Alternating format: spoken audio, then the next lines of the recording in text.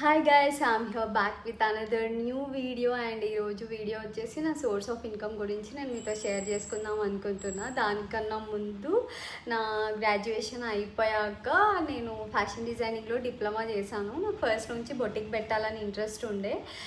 Lockdown వెంటనే నేను apprentice join అయ్యాను. జాయిన్ అయిన వెంటనే లాక్డౌన్ వచ్చేసింది.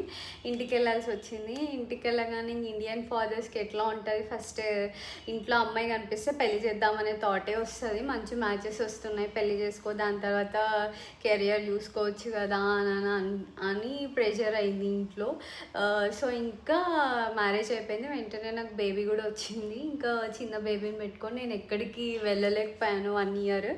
ఆఫ్టర్ మా బేబీకి 1 ఇయర్ వచ్చిన తర్వాత నాకు ఇండిపెండెంట్గా ఉండాలనే థాటే ఉంటుంది ఫస్ట్ నుంచి. నా హస్బెండ్ దగ్గర ఎక్స్పెన్సెస్ తీసుకోవాలని లేకుండే.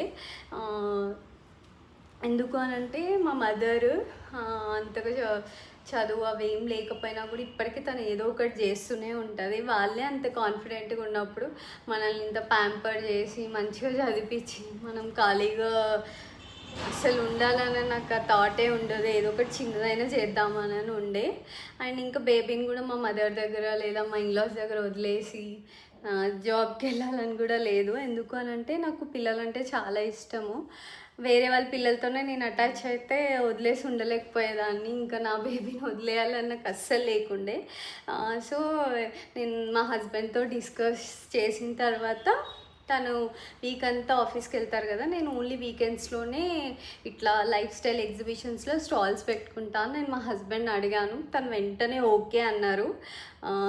నా కోసం ఇన్వెస్ట్ చేశారు. ఇంకా అదే ఫస్ట్ టైం లాస్ట్ నేను తన దగ్గర మనీ తీసుకోవడం. సో ఇప్పటికీ నా బిజినెస్ కంటిన్యూ అవుతూనే ఉంది. నా బిజినెస్కి ఎలా ఇన్వెస్ట్ చేశాను, నా ఇన్కమ్ ఎంత అనేది నేను నెక్స్ట్ వీడియోలో మీకు షేర్ చేస్తాను. Stay tune for part 2 and please subscribe to my channel. Thank you for watching.